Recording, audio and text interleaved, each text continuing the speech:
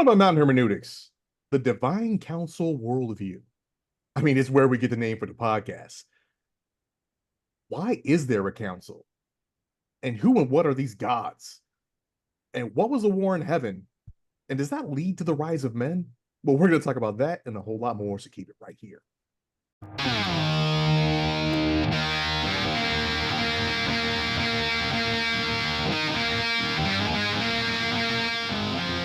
You're listening to Mount Hermeneutics, where three Marines give their perspective on God, faith, and spirituality with a heavy lean on the Divine Council worldview. This is not your grandma's Sunday school, nor is it always for the Christian faint of heart. Nothing about who we are or what we say make us experts. But you better believe we'll have a take, and perhaps it won't suck. I do it for money. I do it for less. So this part won't be in the show. Prob's not. When I used to lead the young adults Bible study at the church I was going to a few years ago. Before you were unjustly removed and excommunicated. Yeah, that's the one. Thanks for bringing that up. You brought it up. I was just clarifying. Hey, remember the show is free and available on all podcast platforms and on YouTube simply by searching Mount Hermeneutics. So please subscribe wherever you're watching this and share the show with your friends. I am Andre. These are my dear friends, Brian and Matt. What's up, fellas? A fun week. Yeah. Loving it. So I had a busy week, so it was good times for me. I had to travel. I was in Vegas, Sin City for a work thing, and then came home and had to go to a funeral Saturday morning. In-laws, my wife's brother-in-law's family had to go out there. He lost his mom, but then my dad was in town from San Antonio, so just lots of family. You know what I mean? Lots of family time going on all around. So had a good weekend. My daughter and her fiance just left town. So they're doing a travel work thing. So he's going to be an on-the-road electrician for a while, building a data center out in Des Moines. So they're going to be gone for a few months. So Des Moines, Iowa. Yep. So family up there. So they're off, seeing the world and doing things, which I think is good for young couples, to go see something different than what they're used to, right? Yeah. I read it somewhere, heard it somewhere that everybody needs to leave home, right? And not just the house, but home, right? They need to go away and get perspective. And if you want to come back, then cool, but you shouldn't just stay home. Like that's bad. So, where do you even get perspective from? Right. And I don't know if Des Moines, Iowa is enough, but it's something. That'll have you coming home quick. So Brian, what's up with you, man? I was just thinking about Des Moines. I got Ken up there. Oh yeah? Yeah. Just thinking of what they can do up there. There's a Captain Kirk museum. What? Okay. That's where Tiberius is from? It's not in Des Moines. It's in Iowa though. Okay. But there's it's where James Tiberius Kirk is where he will be from. He's probably has ancestors there right now. Fair point. He will be. Whoa. Excellent. Mind blown. I had a Mm. lot of alone time this weekend. Yeah? In the hospital? In the hospital. Yeah. So for a few days I had a little bit of chest pain, a little shortness of breath. After, normally I would have probably blown that off, but being that, 3 years ago I had a full blown massive stroke. And quitting in the gym is not something that I do. I might bitch on the gym, but just straight going home after 5 minutes is not something I normally do. So I ended up checking myself into the ER. They ran some tests. They got a little concerned. I ended up spending a couple of days there. It's like a catheter camera through my wrist and up into my heart. Saw that there was 2 closed off valves. Put a couple of stents in there. I'm good as new, baby. Here we go. So I got some. So do you feel a massive difference from that? Like, do you sleep different or you have more energy? Like, is it noticeable? And not yet, because I think I'm recovering, so I'm still tired. Oh, okay, from the But surgeries and everything. yeah. But I took the dogs on a walk this morning and felt okay.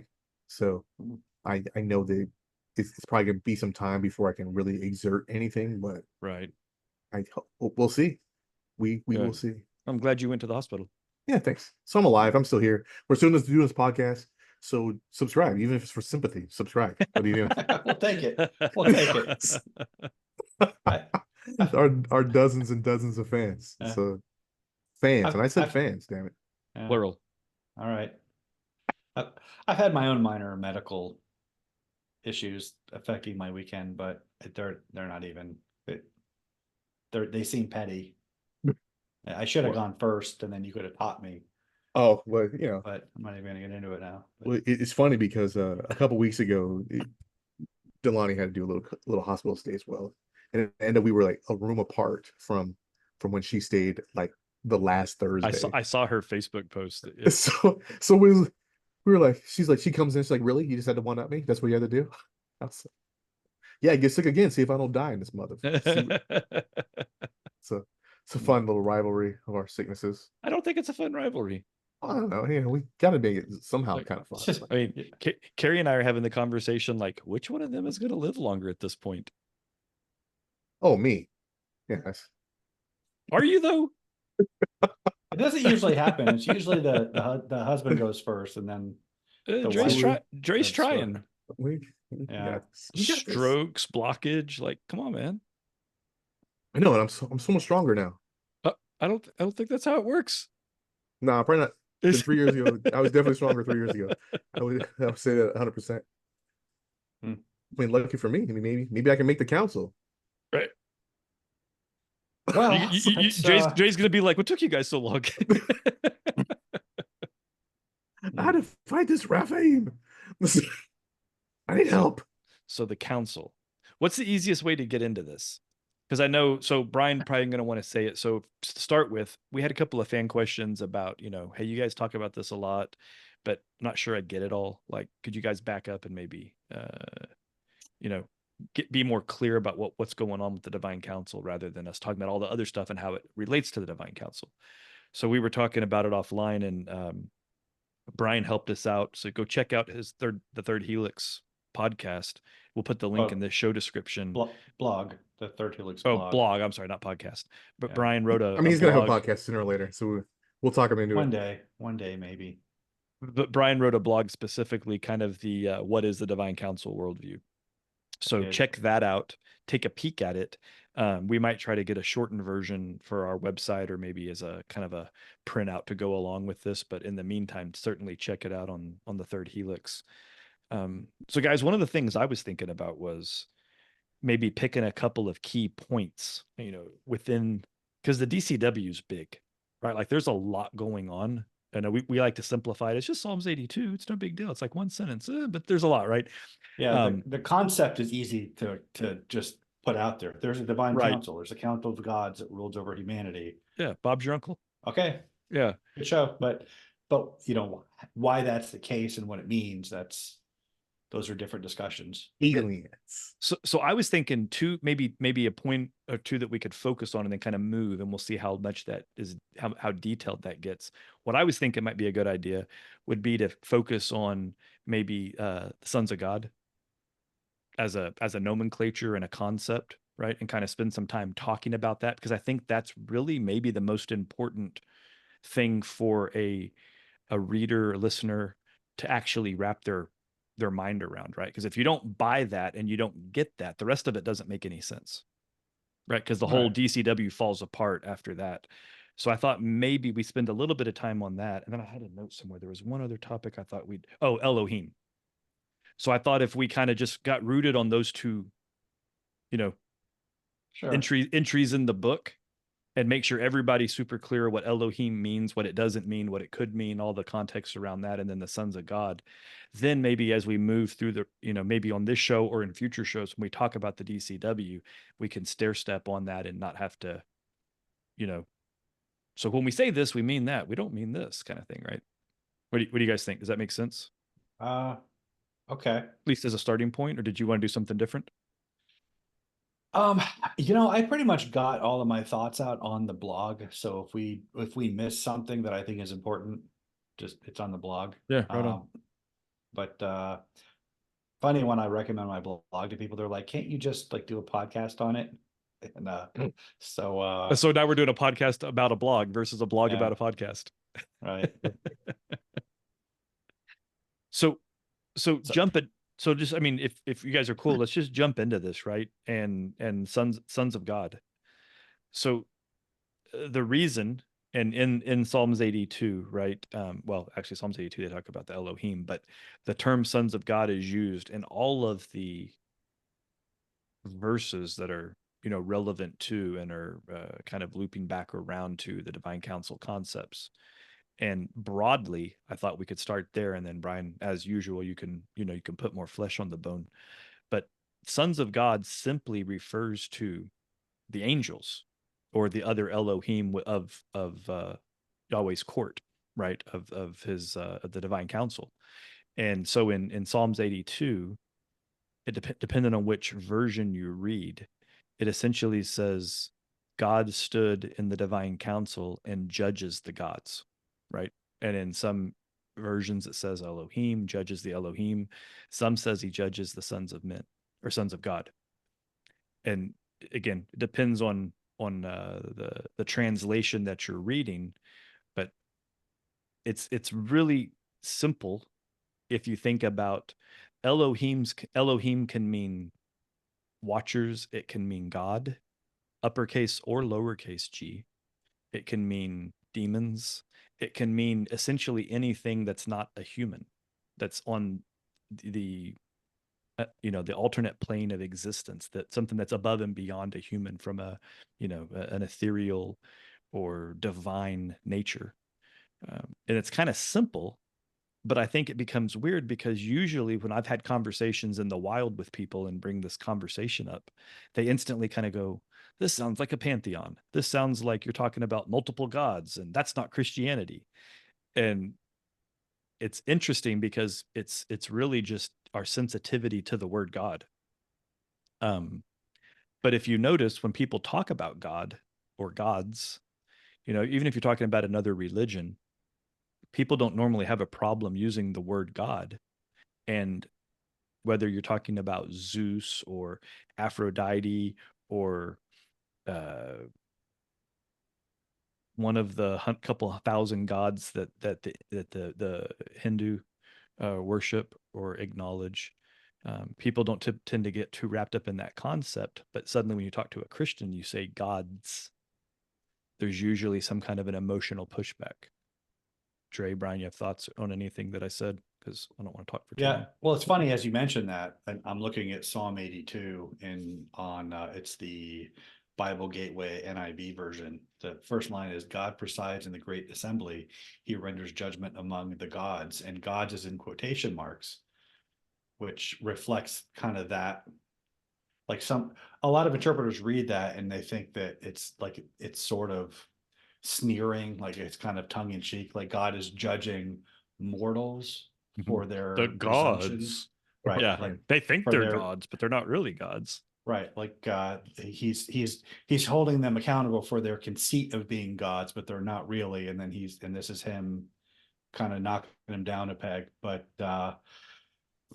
no, the Divine Council worldview reading of that accords with the rest of the Bible, where it talks about the sons of God coming into like in Job 1 mentions it, in 1 Kings 22, the prophet Micaiah has a vision of spirits coming in before God and kind of pitching ideas for what to do with mortals, and God kind of thumbs up or thumbs down it. And you've got Daniel 4, where Nebuchadnezzar has a terrifying dream of his imminent future, and it's by decree of the watchers, by the decision of the holy ones. Like there are multiple divine beings deciding these things about what happens to mortals, and this is to show the living that the Most High is sovereign over the kingdoms of man. So it's like the divine council is an extension of God's sovereignty, and it's just, you know, that the reading that they don't exist. It's just it's an outdated reading. You can't really make sense of the Bible apart from it, actually. But I mean, people usually think that that's not what they're talking about, right? Because even if, I mean, there's even arguments on when they say in Genesis 6:1-4, when they talk about the sons of God, you know, entering the daughters of men. And then, so is that angels, that actual, you know, godlike beings mating with women, or is it a line of Seth, vice a line of like Cain, or, you know? So they try to say, well, that's not literal. It's not literally the sons of God, especially when sons of God also can refer to some historical figures like Jacob or Solomon or Abraham, right? So no, how do you discern, how do you distinguish the different sons of God, whether they're talking about God's son, you know, even up in the New Testament, Jesus, and he was a man, you know, born from a womb, right? And then all the patriarchs of the Old Testament. well, like every time the phrase "sons of God" appears, besides that, besides Genesis 6, it's always referring to supernatural beings, what we would call angels. And by this, and I say what we would call angels, because angel, you know, the Hebrew malachim, it just means messenger. It's more of a job description than a designation of than a category of being. By the time of the New Testament, they're just calling them angels, because it's to avoid confusion as they come into contact with Persian, Greek, and Roman societies, with their, you know, they're being ruled over by people who worship multiple gods, and so they're making a distinction between the gods, the Elohim mentioned in, or the Beni Elohim mentioned in the in their scriptures, and the gods that they're worshiping. Although an argument can be made that they're the same beings, but the point is, like, only God is to be worshipped. These are created beings who aren't to be worshipped. So it's, I think that's kind of part of why a lot of people resist that, is because it sounds like the Bible is promoting polytheism. It's really not. Right. It's quite It's emphatic. quite the opposite. Right. Yeah. It's Yeah, quite emphatic that these are created I mean, beings. if we can rebel against God, why can't other created beings rebel against God? So in my mind, it's like, what makes them better or worse than us, other than they were made first or stronger, or, you know, I don't know. And that's what's funny about it, right? Because when I've had these conversations in the wild and people push back, their pushback is like, well, the angels aren't going to, you know, rebel against God. And I'm like, do you even Lucifer? Like, I Right. mean, to be a Christian and to be a casual Christian, you have no problem acknowledging that angels exist, and that a certain number of angels abandoned or turned from or rebelled against God and the rest of his host, the host of heaven, right? So it's kind of weird to me that they go, well, yeah, and then you go, so, and they go, no, but they can't be gods because there's only one God. I'm like, it's just we're caught up in terminology. We're not caught up in theology, right? Like, accepting that this word means angel, or, you know, simply Elohim means a type of being. Like, it's really weird. And it's funny that, to your point, Brian, about angel is really not that descriptive. It's overly descriptive to the point that it's exclusive. Well, it's a job description, not Right. a. The point is, there's a lot of Elohim, right? You can be a seraph, you can be a cherub, you can be an angel. There's a lot of things a watcher. a watcher that an Elohim can be. And then there's Elohim of Elohim, right? And then there's the sons of Elohim that are also Elohim, right? Not Which all. just means powerful being, right? Right. And any being that's more powerful than me is a powerful being. I would say it's a non-physical being. Right. And it's assumed that because they're spiritual, that they are, they're transcendent. They're not limited to material, but Yeah. they can manifest materially. I found when I read and write about this, using the word divine is helpful, right? And it's funny because divine in casual parlance means holy, but I don't find that to be what the Bible says, right? Divine simply means of God, right? And all of these things are of God. And so these divine beings, these Elohim, are different. That sets them apart from men. And even I don't know why that keeps firing off. I guess I need to stop talking with my hand. But it works in my head when I'm when I'm thinking about what is this, what is that, what is this, because then you get into the Nephilim, right? And they're half divine, half man, and then that becomes problematic because then where do they fit? How do you account for Right. them in the grand scheme of And things? are Right? they spiritual creatures? So Right. so these gods who are spiritual creatures that manifest into physicality all of a sudden can produce sperm? Is that like, wait, what? Would they manifest into dudes? Apparently so. But I mean, Or or maybe they're not. Maybe they're actually physical creatures. yeah. I mean, I certainly don't think they're all physical in the other realm when they're in heaven, right? And I think Okay. that's part of the odd thing is they, maybe they do. There has to be some type of manifestation. I mean, if you're to take the Bible literally, I guess maybe it's not the Bible, maybe it's Enoch, that there's cherubims that guarded Eden after man was kicked out of it, right? Is that in Enoch or is Well, that in the Bible? that's in the Bible. That's in and Ezekiel makes reference to that, Okay. and you do have various prophets having visions of scenes in heaven, and they do describe things in physical terms. I think that I don't know that spirit necessarily means, like, we tend to describe it in terms of what it's not. I think of it more like spirit is not less than physical, it's more than physical. It's not merely physical, it's not limited to any given spiritual form. It's kind of think of it like we're two-dimensional beings trying to talk about cubes and cylinders and pyramids, and three-dimensional beings. It's not, we can't conceive of it in terms of that are available to our experience. So we kind of have to describe it, somewhat somewhat figuratively, but it's not,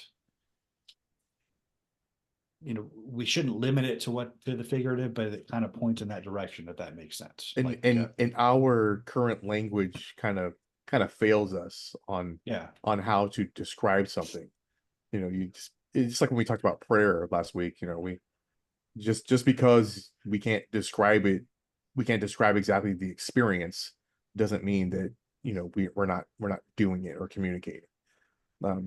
So yeah, so when I brought that up a couple of minutes ago, we talked about what is it that they become dudes. That was really kind of me prompting for you to give that answer to me, because I thought maybe you had a better way to say it than I did, and you really didn't, but that's okay. Because our language fails us. I really think so. Thanks So, for teeing it up, though. Yeah, you're welcome. So, we took but a thanks shot. for the answer. That's kind of what I was looking for when I asked that. I do think we should address a particular common objection. The Sethites. That's a part of it, but more the angels neither marry nor are given in marriage. You know what I'm talking about. Mm-hmm. So I'm bringing up the passage so I get it right. But in Matthew 22, the Sadducees, who were a sect of Judaism, who they only subscribed to the Torah. They rejected the resurrection. They were much more, because they only accepted the Torah and rejected everything else, the prophets, the Psalms, everything else as being canonical. They kind of had a kind of a much more liberal interpretation of the Torah, and so that made them more kind of open to foreign influences in contrast to the Pharisees, who were much more conservative, what we might call fundamentalists, conservative. I already said that, but anyway, but that's where they're coming from when they come to Jesus. They don't believe the resurrection happened, so they came to him and said, what did they say? That same day, the Sadducees, who say there is no resurrection, came to him with the question. Teacher, they said, Moses told us that if a man dies without having children, his brother must marry the widow and raise up offspring for him. Now there were 7 brothers among us. The first one married and died, and since he had no children, he left his wife to his brother. The same thing happened to the second and third brother, right on down to the 7th. Finally, the woman died. Now then, at the resurrection, whose wife will she be of the 7, since all of them were married to her? Jesus replied, you were in error because you do not know the scriptures or the power of God. At the resurrection, people would neither marry nor be given in marriage. They will be like the angels in heaven. But about the resurrection of the dead, have you not read what God said to you? I am the God of Abraham, the God of Isaac, and the God of Jacob. He is not the God of the dead, but of the living. And when the crowds heard this, they were astonished at his teachings. And also the Sadducees believe that the Torah is eternal, like the law of Moses will endure for all of eternity. So they thought they could, but based on that, they thought they could kind of lawyer away the resurrection. So what are you going to say, Dre? I mean, that scene just kind of makes me laugh because it's kind of like it just reminds me of like a Facebook argument where somebody's like, oh yeah, well, what about this? Ha, gotcha. And then, Or our chat arguments. Yeah, or you have like a wry smile as they're typing. Well, what if somebody married someone and they had a baby, they had a widow? In that same vein, critics of the divine council worldview read that and say, well, if angels can't marry, then how can, when the sons of God who went into the daughters of men and had offspring by them and took of them as wives any of whom they chose, how can those be angels? So it must be Sethites. Ooh, right. Yeah. So that's except that he says like the angels in heaven. He didn't say like the angels, like the watchers on earth. Right. And they're really not allowed to. So they broke the order. It talks about there's two. What is happening? There's two thoughts that are going on here, right? One is, Dre, you started to say it. It's talking about the intended order, right? Like the way it's supposed to be, right? And in heaven, the Elohim follow the commands of the Most High, right? And they do what they're told. They do what is how it's described. That's one thing to look at. Another way would simply be that when the Watchers came down to earth, they were able to do things that they don't do in heaven because, to that earlier conversation, they assumed physical bodies that were earthly bodies that had earthly capabilities that don't exist necessarily in their spiritual form. Like there's a couple of different ways to read this that are a long ways from, well, that must mean Sethites. Like there's well, yeah. Go ahead. Yeah, well, my reading is, I mean, the premise of the objection is that Jesus is talking about biology. He's talking about that angels are incapable of marriage. Therefore, this could not have happened. As you alluded, well, these were angels doing what they're not supposed to do. But the real gist of it is that they were trying to lawyer away the resurrection. They were trying to, because the law says this, and under this scenario, it would create this absurdity during the resurrection. Therefore, the resurrection doesn't happen. Well, no, with the resurrection, there's not going to be any law. That's what he talked. That's when he says angels neither marry nor are given in marriage. Because in the Sermon on the Mount, he's talking about how you've heard of the people long ago, do not murder. But I tell you, anyone who's angry with his brother is liable to judgment. To keep the oaths you make to the Lord, but I tell you, do not swear at all. And let your yes be yes and your no be no. The point being, the fact that we need oaths, vows to hold us to our word, that's because of our fallen nature.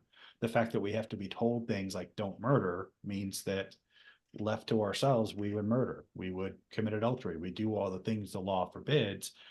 Marriage is another legal contract. It's a socially binding contract. You stand before a religious minister and the community as witnesses, and you swear oaths to be faithful to one another. And the whole idea is that having all of the witnesses there and having your family and friends and community, they're there to hold you to that vow.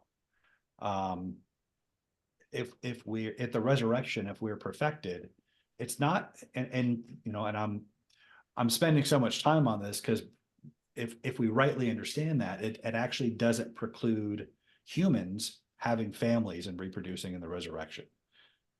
There's no reason it would. It just means that we don't need socially binding contracts to keep us faithful to our partners. We don't need to swear vows and have, you know, penalties and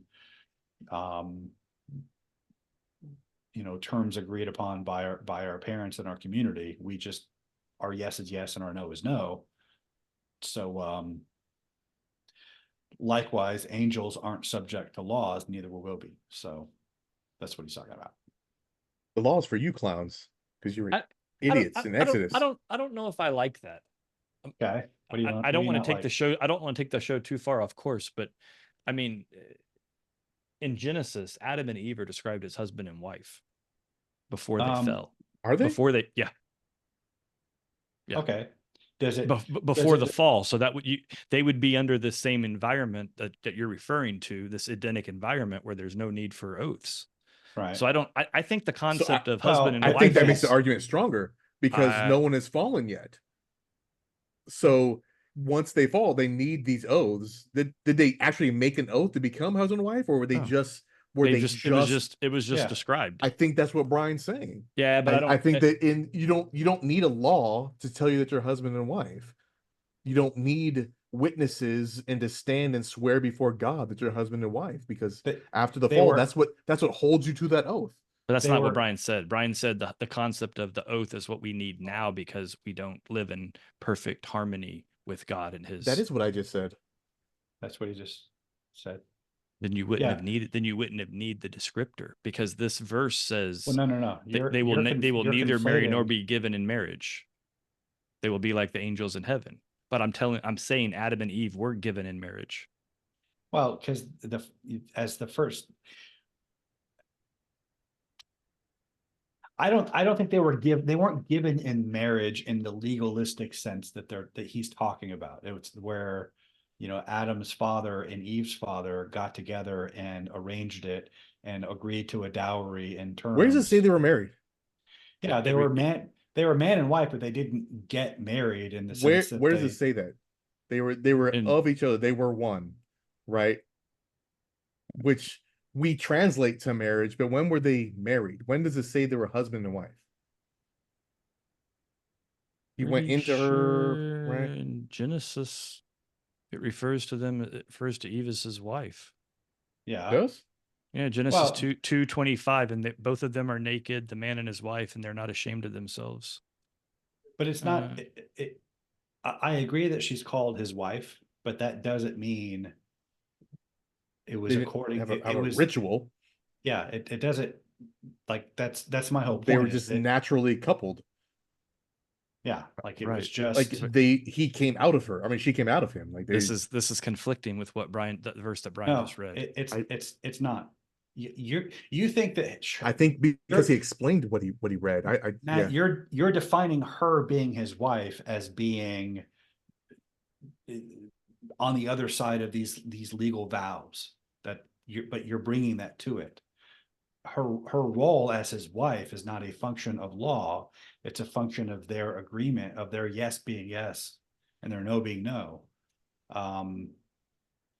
It's not something that their So fathers arranged. no one's given in marriage. Right. They just do it. I mean, I don't know. This is where it's going down to a rabbit hole over, but I don't think that jives. That's fine. Let's move on. Okay. Okay. It's Well, it would be worth just reading it. Just reading what?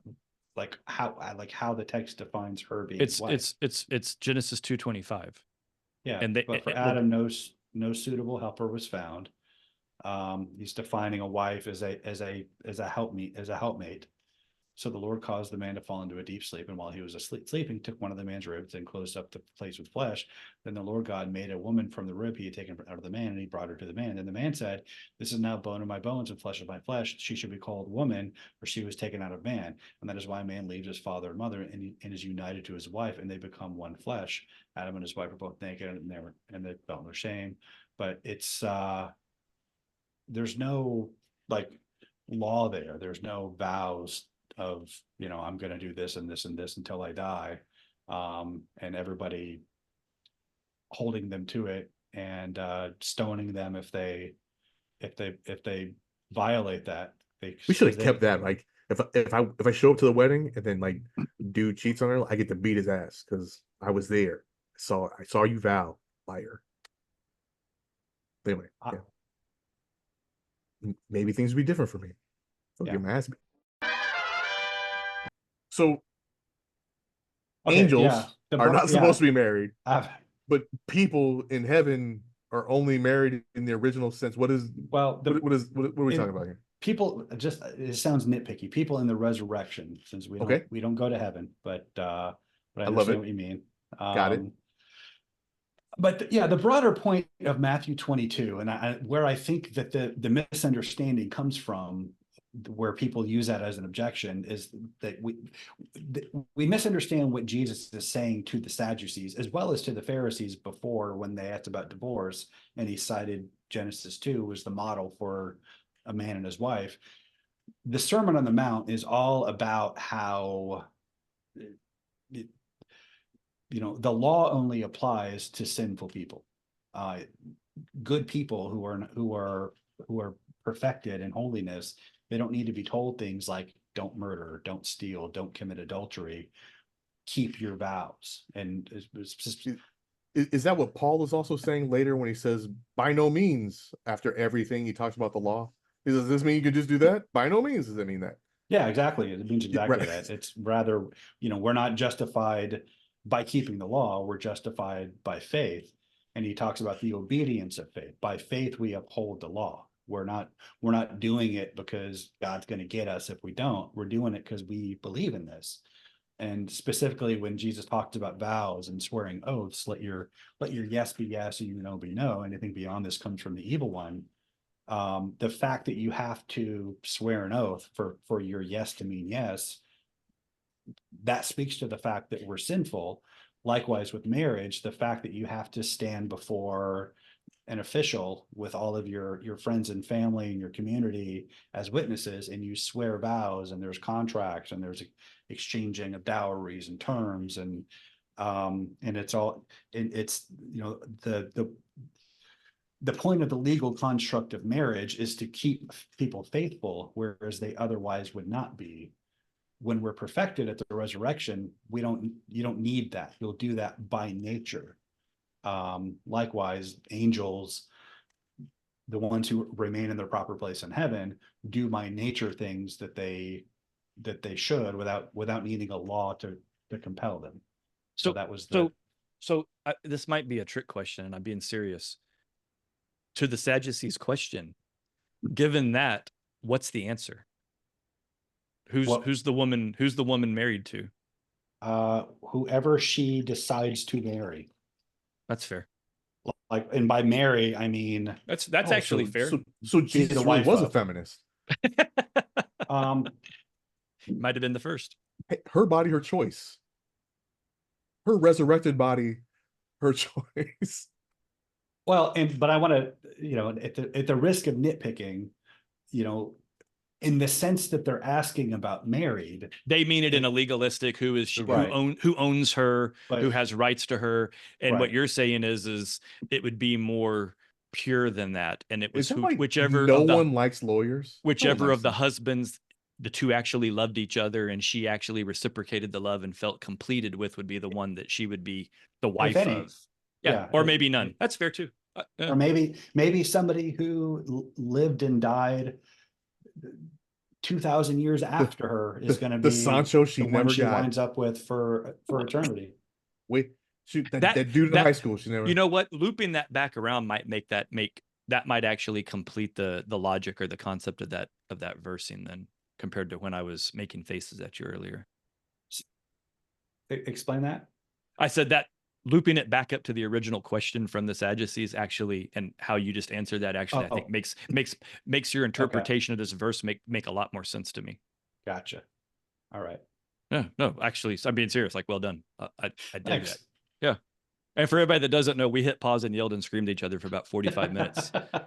Matt, you ignorant slut. Yeah. So I came out of that and just, gave Brian Yeah. an applause. I gave him flowers. So Thanks. Yeah. Yeah. We were crying like a few minutes ago.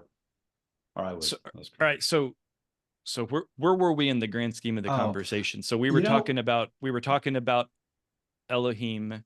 We've and we talked were a lot talking about about- this.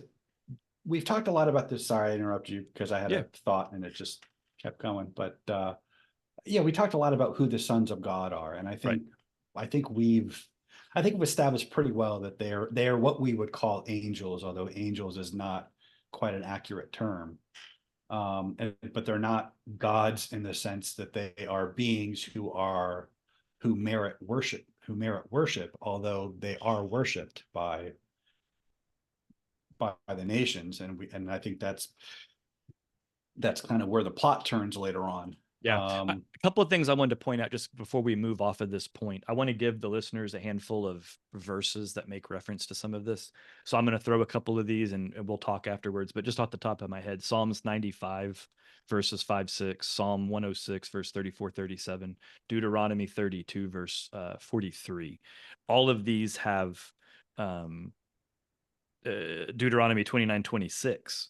Right? Like I'll read that one real quick just to give an example of what I'm talking about. It's Deuteronomy 29-26 says, "They went and served other gods and worshiped them, gods whom they have not yet known and whom he had not allotted to them." And so what it's talking about there is that this is post the Tower of Babel, and God sending the nations out and numbering them to the sons of God, right? And so then they're making comments here. They even went and found other gods to worship that God had never even intended for them to worship, right? So the point of this is that this is out there in legion throughout the Old Testament. In fact, there's an interesting one that I found here. So that Deuteronomy 32 verse 8, 7-9. yeah, 7-9, but verse 8 specifically, right? I like to cut to the verse that matters. I know, Brian, Gotcha. you like to read all the context, but verse 8 says, now I'm purposely reading from the NIV, and I'm doing that for a reason, because I know there's a lot of you out there that are still not fully on board with this concept. So verse 8 says, when the Most High gave the nations their inheritance, which is what I was just talking about, when he divided all mankind, he set up boundaries for the peoples according to the number of the sons of Israel. Okay, so this is the NIV, and there's a footnote.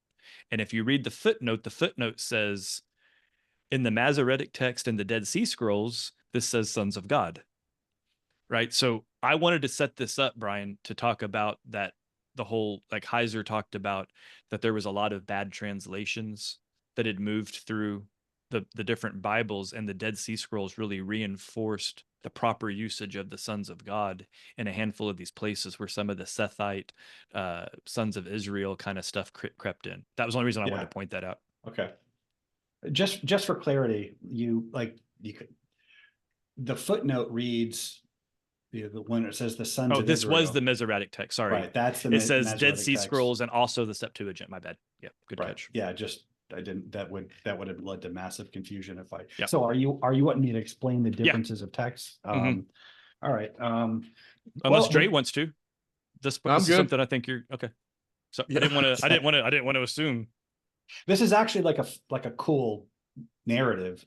I think so. If you're into that kind of thing, not everybody is, but so If you're into hermeneutics, as our listeners are probably aware, after the first century, in the early years of the church, Christianity was considered a sect of Judaism, but then they split off after the final separation was after the Jewish revolt. The Jews emphatically reject Jesus as the Messiah. The Christians emphatically embrace him as the Messiah. So they're kind of, Judaism and Christianity are separate. I know that's obvious, but it's kind of important to keep in mind here. the Masoretic text is the official Hebrew text in use by Jews worldwide. The Masoretes were a medieval school of Jewish scribes who they invented a punctuation system. Originally, Hebrew had no vowels or punctuation. It was just consonants. They kind of lost most Jewish lay people kind of lost their original Hebrew, and so they invented this vowel and punctuation system to aid them in reading it. Long story short, there are a few significant differences between the Masoretic text and the other, standard Old Testament text, which is the Septuagint, which is the standard Greek text. It was translated in the 2nd century BC under the legend has it that King Ptolemy of Egypt in Alexandria commissioned the translation of the Torah. And he got 70, some versions have 72, 70 individual Jewish scribes to do their own translations, and they all identically created the same translation. That's why it's called the Septuagint. Septuagint just means 70. I didn't know that. Yeah, and that's it's called the Septuagint because of that legend. I don't know the exact number of scribes or what the exact process was, but that's the legend. Does LXX, is that Roman numerals for 70? Yeah. Oh, shit. Yeah, that's an abbreviation. And we shall Super Bowl 70. For the Right. Septuagint. And so that Super was Bowl Septuagint. and it's worth pointing out that the Jews called it the Septuagint. That's their legend. And so that was the standard Greek translation of the Hebrew scriptures for a couple hundred years until the advent of Christianity, and that was essentially the Christians' first Bible. Like when you read the New Testament, like most of the quotations of the Old Testament are from the Septuagint, not all of them. And when Paul and others are teaching doctrine to the early church, they're teaching out of that Bible, out of the Septuagint. The Septuagint version has that verse as he divided the nations according to the number of the sons of God. And so when the Protestant Reformation happened and they started translating Bibles into the vernacular, then they started having conversations about, well, which manuscript is better, the Masoretic or the Septuagint. The standard thinking, and this is pretty much held up until the 20th century, the standard thinking was that, well, this is the original Hebrew, so it's going to be obviously superior. It's their book. They're going to have it right. The Septuagint is a good translation, but it's largely supplemental. The King James Version relies predominantly on the Masoretic text for that reason. Although there are key parts where it departs from the Septuagint, where they go with the Septuagint because it's more Christian friendly.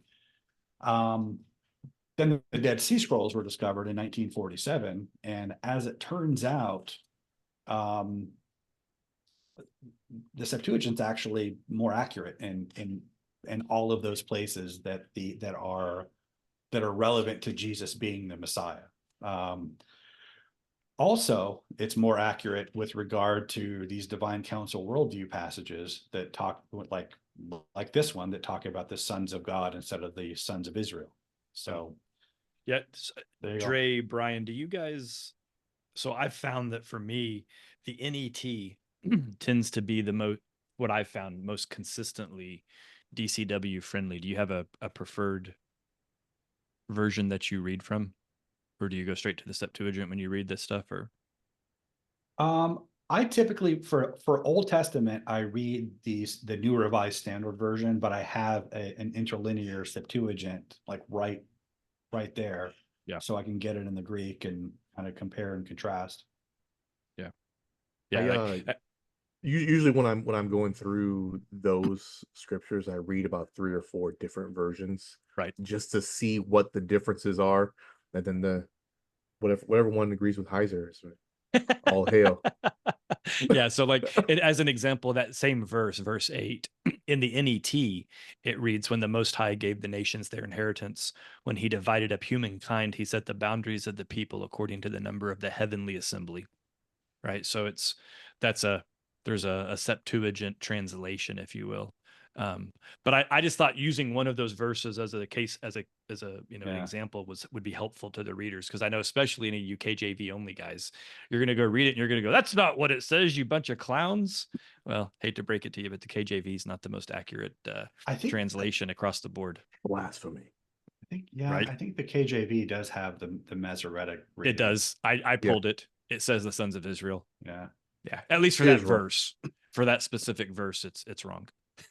Which I think This is is wrong. Hey, it's wrong. well, But it's Wrong. bad. I mean, it changes the theology wildly if Wrong. you change those, if you separate those two words. It's not like, well, what's the big deal? It's a big freaking deal. It and is. it is pretty illustrative of how why that matters to our Christianity, because in when that was translated, they it just wasn't on their radar. They weren't thinking in those terms, but they did recognize that there were problems with the Masoretic text when it came to messianic prophecy. Like if you read Daniel 9, the prophecy of the 70 weeks, if you read the Septuagint and Dead Sea Scrolls version, it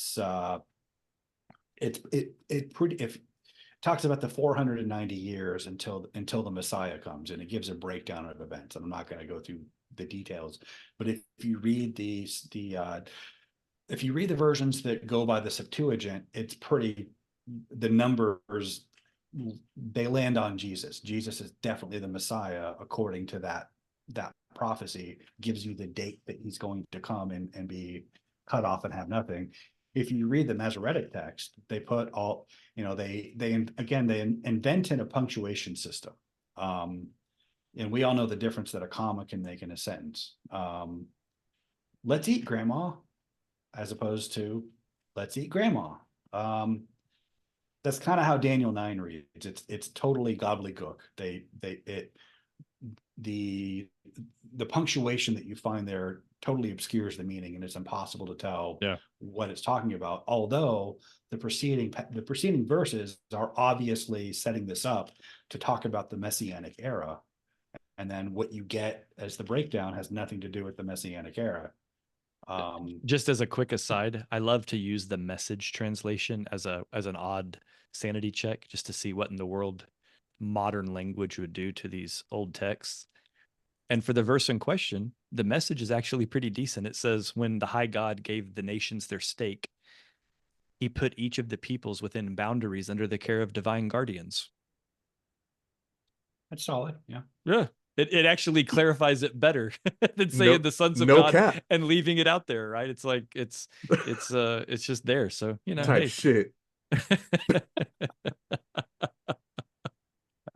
No skibbity on that one. So yeah. So I think But- we're good on. I think we're good on Sons of God. You guys good on Sons of God? I'm good on Sons of God. I'm good, Sons of God. Good on the Elohim. Yeah. I mean, I'm down with Elohim. I wish we had So a non-Elohimer. You down with Elohim? Yeah, you know. Yeah, you know me. So, um so what's another question or objection or something that someone needs to know? Like, why does it matter that there is a divine council? okay.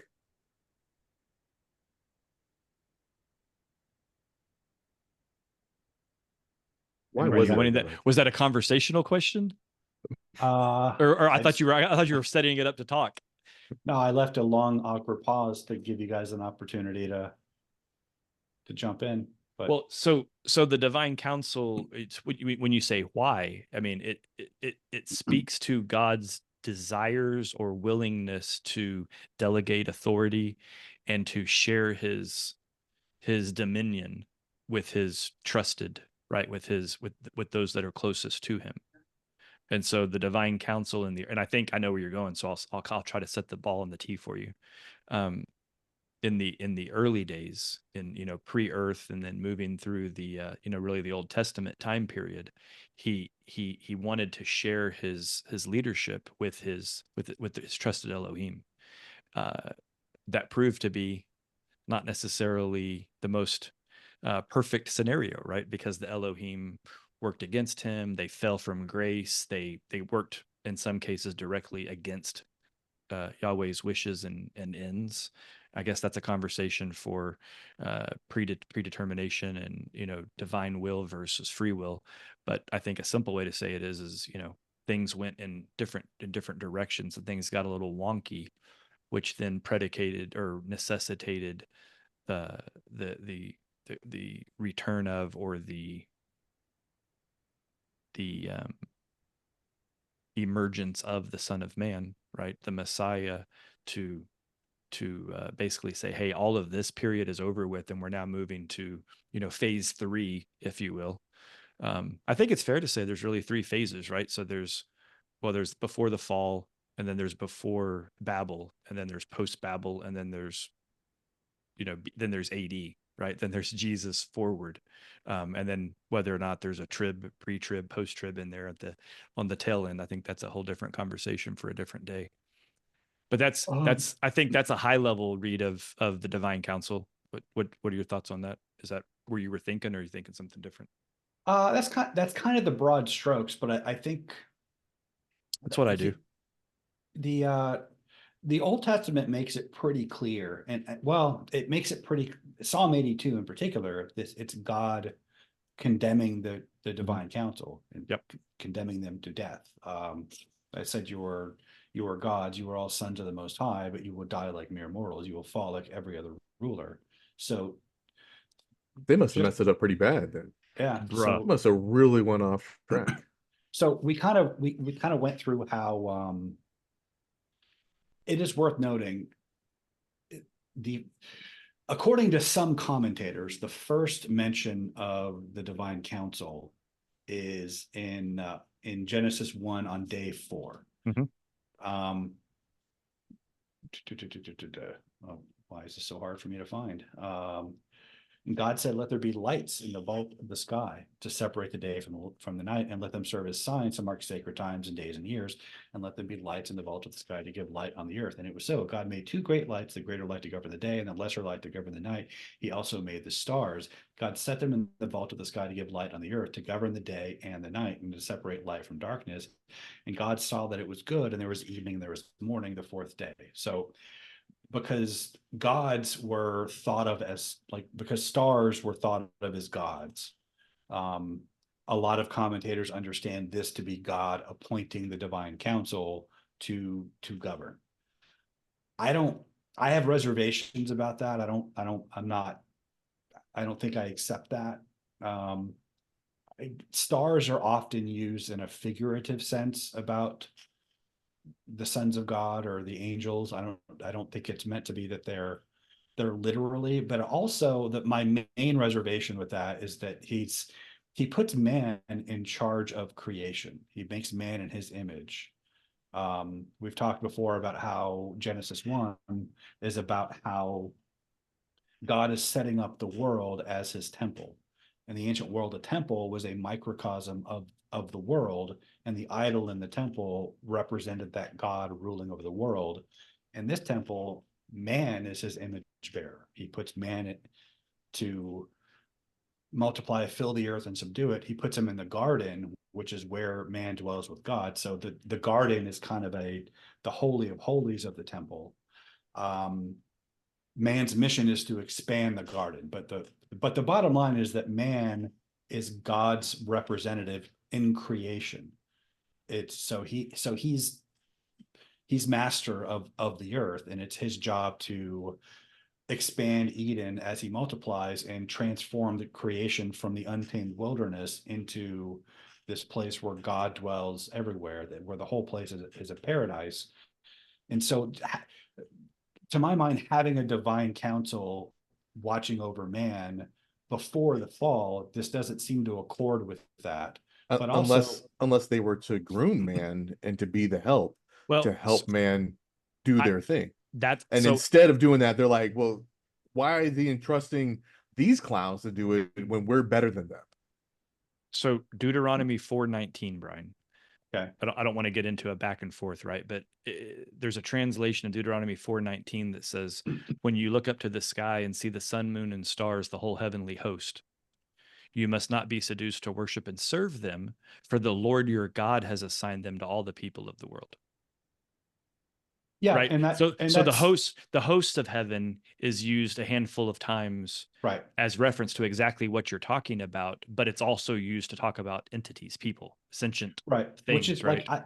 I have And I want reservations about everybody it. to know, by the way, I'm not usually this well structured in my arguments and my verses. I'm cheating because I'm working out of the appendix of Noah Primeval.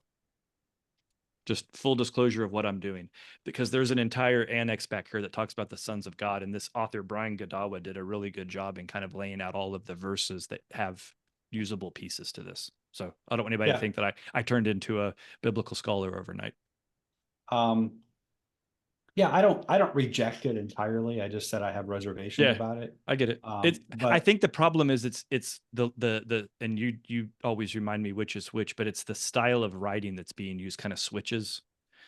It switches between being very figurative writing and very literal writing, and it's hard to know which tone is being used by the writer in that moment when they're saying some of those things. yeah, and like I said, they do use the host of heaven, the stars, figuratively speaking. And it's if it's written at a time where they believe that the gods are stars, God's going to tell them not to worship them. That doesn't necessarily mean they are stars, but again, I don't, if people take that commentary, I'm not gonna, Yeah. I'm And not also, gonna make like, an issue out of it. whichever the verse is where God's referring to the fallen angel, right? You used to be the morning star, that kind of thing. So there's that kind of linkage also where, he was a star. Was it figurative star or was it a literal? Was he actually a star in the sky and fell out, right? Or like in the movie Noah, right? Where that's actually what happened in the movie, was some stars, like they were shooting stars that landed, and then they were these rock things that were the fallen watchers. And then in Revelation, Jesus himself says, I am the bright morning star. Right. Right. Which of course he's not literally A star that fell out of heaven, right? But he's talking about this status of rulership that was previously occupied by Lucifer. You think it's actually a question I've had about that, just, interpreting the language. Do you think that he says that to imply that because earlier in the New Testament, it talked about that essentially Satan was given dominion over the earth to rule to a certain degree, and that when Christ returns as the Messiah, that he's saying, I'm now taking that mantle and you're nothing now? Is that, you think that's good Lord, do you think that's implied in that moment, or do you think that there's something more subtle or less on the nose?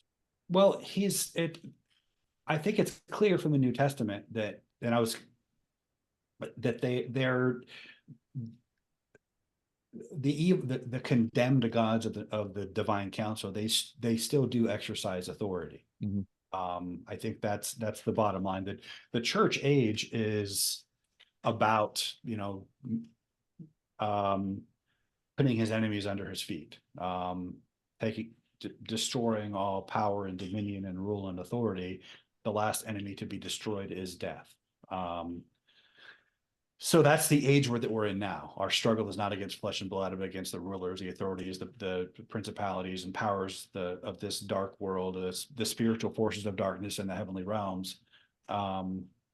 Yet they are defeated in a sense. In Colossians 2, it talks about how he disarmed them, and he made a public spectacle of them by the cross. But they're still there. They're still our enemies, and I think we're still at war with them. And if you watch the headlines, we're kind of losing ground lately. But going back to the three rebellions that led to the divine council ruling the world, another one of the reasons why I have reservations about the day 4 appointing the divine council understanding. The first divine being who seduces man into the fall, it's the serpent. He's described as a wild animal who is more crafty than any of the other wild animals of the field. In the previous chapter, Adam had named all of the animals. Naming is an act of authority. So, and being given dominion over the earth to multiply, fill the earth, and subdue it. The serpent that came into the garden was a subordinate to Adam. We read elsewhere about him being on the divine council, in, I think it's Ezekiel 17, about the devil being on the divine council. But in Genesis 3, he's clearly presented as a subordinate to Adam for the fact that he's among the wild animals. In what sense is he a wild animal? I don't know. Serpents were understood to be chaos creatures. Dragons. Instead of a big monstrous dragon, though, he's a pest here, but he's also understood to be a divine being because snakes don't talk. So it lends itself to, there are different waves of suggestion there, but Adam became subordinate to the serpent by obeying him, by eating the fruit. To me, it seems like this would be the point when watchers were appointed over humanity. And then, of course, the watchers were enticed by women, had the Nephilim, then the flood happened, and then the Tower of Babel was, long story short, we've been through this before, but I'm rushing through it, but it explains why there's a divine council now, why he divided the nations up according to the sons of God. The Tower of Babel was a ziggurat. They were trying to reinstate the arrangement about Hermon, wherein the Watchers descended to sire demigods and Nephilim and give them their the forbidden knowledge, and so that's why God disinherited them. That's where we are. At some point, they turned hostile to humanity. By Daniel 10, there's full-scale war between the members of the Divine Council over the fate of Israel and humanity. And that's kind of where the Old Testament leaves things, is that you have these evil gods ruling over humanity, and the mission of the Messiah is to save us from them. So, right on. I got one more that I want to throw out. I think we might be coming to a good natural stopping point. Daniel 10:10. Daniel 10, verse 10. If anybody still isn't convinced about the supernatural nature of things that were afoot, I challenge you to go read Daniel chapter 10, specifically verse 10 through 18, and actually go down a little bit lower to just 10 on, but really read Daniel chapter 10. And I'll give you guys a little heads up about what's going on in this, and it's the word prince. So the word prince is another word that you're going to read. You read it the first time, or however many times you've read this verse, when you've been to church, and you're like, okay, these are just princes. They're not just princes. There's your hint. So go read it again. And the Prince Michael, it's exactly the Michael you think it is. So read it from that perspective and the things we've talked about, and then let us know what you think and if you're not fully convinced. Yeah. Trey? I agree. What do you think? Answer the mail? Does that answer the email question? I hope it does. Like the question was, we've kind of whipped through the Divine Council too many times. The reality of it is there's a lot here. That's why we made a whole podcast about it. Brian went off to write a quick blog about it, and it's a normal Brian blog, and and it's good. All the information's there. So go read that. Also listen to this, go back and read that. Go read Daniel 10 and the other verses that I'm going to link in the show notes, and let us know if you're convinced, or if there's something that's lingering that we need to address. Because I think of all the things that we want to talk about on this show, this is probably the one that we don't want a listener to be like, I don't know if I buy that. Come at us. Yeah. Challenge us. It is a really big topic, Mm-hmm. because it threads through the entire Bible, and each passage, it's not, but you can't unsee it. Yeah. So the minute you see it. So once you do, and once you read Daniel, you go back and look at it and consider what we said here today, and look at all the scriptures we referenced, and then go back and read the Bible again. it's gonna look different. And by the Well- way, a warning. Once you understand it and you can't unsee it in the Bible, you're going to see it in the world around you. You're going to be red pilled. You're going to people might think you're a conspiracy theorist. Like the stuff about satanic plots, and I mean, I think people tend to be a bit overboard about that stuff, but there's clearly something going on in our civilization right now, that I think is best explained by this. So, and once you can see the schooner, you can't unsee the schooner. And if you get that It's a reference, sailboat. you know. It's a sailboat, you dumbass. Is that a clerk thing? Mallrats, Oh boy. All right. Okay. Yep. Same thing. Yep. Yeah. Jersey trilogy. Yeah. Yeah. But yeah. At the risk of being nerdier than you, it's like seeing the code in the Matrix. Yeah. It really is.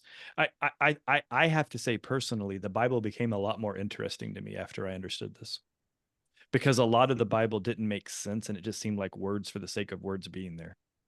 And once I understood this pretense or this phrasing or whatever you want to call it, a lot of paradigm, I think. I mean, Daniel 10's a great example. Daniel 10 seems like a useless verse or chapter. I don't really understand the context of it until you read it in a divine counsel perspective, and then you go, oh.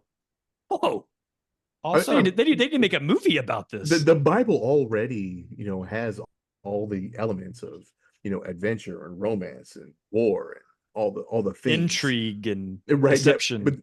but then when That's you why it's add a imitated so layer much. behind it, that's that spiritual and this war going on at the same time, you kind of understand why the humans are doing the dumb stuff that they're doing. Mhm. And it's kind of, I mean, how many times have you watched a movie that has a massive plot twist? And then once you understand the plot twist, you go back and watch the movie again. You're like, oh. I get that now. And you didn't get that because the director and the writer were being honest about setting you up for the plot twist. Like what's the I See Dead M. Night People Shyamalan. movie. Yeah, like once the Sixth Sense. The Sixth Sense, thank you. Once you've Right. seen that to the end, you go, I don't think, and then you watch it and you're like, oh, that dinner makes more sense. That movie actually pissed me off. That Like lunch his- sequence makes a lot more sense at the Because as restaurant. I'm watching, I'm like, "Man, why the hell is he wearing the same clothes? And why is she actually looking at him when she's talking to him? And why and I had all these questions. I'm like, this is stupid. Who the hell wrote this? Who directed this trash? And then, like, right before they reveal, I sat, I'm like, oh, of course. It's funny because Delani's sitting next to me like, what? I'm like, you'll see. I didn't You'll think any see. of that. I was as surprised as everybody else. When I didn't get it. I like, think this the is one so the one for stupid. me was The Usual Suspects. Oh, Same thing though, right? And watch that again. You can't.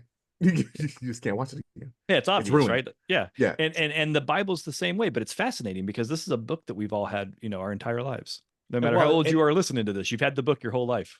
except it's not supposed to be like that. You're supposed to understand that going in. Because it was Well, written to ancient Near still- Easterns that understood the we're- context and We're the 6,000 years references. out And, from this, man. Like, yeah. We've lost a little. give us some we- grace, Brian. But I will say that was my before I discovered Michael Heiser, I had a fascination, and I still do, with occult tradition, Western magic. Not because I wanted to be a practitioner, but just because I just had to understand, like, what are they doing? What are they? Why is it that grown men are doing this? And what are they getting out of it? But that it was such a big thing, and I read up on a lot of it, and it didn't really make any sense to me until I figured out from Michael Heiser what the Tower of Babel really was. Yep. And then it all just kind of like, oh, okay, that's what John Dee and Aleister Crowley were doing. Mhm. And so Yep. And then you're like, wait, but there's ziggurats all around the world, right? yeah, and The I more you know. think of Psalm 82 as the Ragnarok psalm. It's about the twilight of the gods. Mhm. So I think that I 100% believe the Ragnarok story is the divine, the evil gods of the divine council telling their version where they're the heroes. But they lose. About to get wrecked. And that is the mission of the church. We are God's instrument and weapon to make Jesus' enemies footstools for his feet. So Yeah. but So step up. Yeah. yeah, Step up. I get into more of that on the blog, but I resisted the urge to dwell too much on that. But I think I made the important points. So all right. I think All right, we did everybody. it. That's it. We did it. We So, solved it. John Toby, by the way, every time we say that, he curses us. I mean, we did solve it. Is that so- what's going? So take that. That was the John. running joke. Yeah, we said it a couple of times, and then John said, "You guys didn't solve anything." So then we all laughed, and we're like, "So every time now." So did we solve it? And solved he it. gets it. Yeah. I wonder if his curses are taking. Now he's like, oh, damn it. Nah. I've I had can't even really get mad bad- now. They're just jerks. I've had really bad sciatica lately, Maybe. Maybe. and Yeah. I'm wondering if Maybe he stepped on a crack. Oh, but you're not his mom, so it doesn't matter. It's all good. Maybe he's doing some Crowley stuff. I'm pretty Speaking- sure I should be. speaking immune. Enochian. Should be It's creepy protected stuff. from that, but I had nightmares after I read some Enochian. don't do it. Obviously, Right. I mean, honestly, like I'm like, why would I read this? I feel terrible now. And you wonder why you keep almost dying Can't get me. Can't get me. until they do. Don't That's don't right. taunt them. So hey, if you got a subject that you want us to just stumble through like we just did, hit us up on mountainhermeneutics@gmail.com. And also there's a spot on the blog, I mean on the website where you can just launch a question and we'll see it and it'll be fun. Yeah. It'd be And, fantastic. For the people that we have answered their questions, did we answer your question? Let us know. Let us know. So with that, I'll say, hey, stay enlightened, stay curious, and we will see you next week. God bless.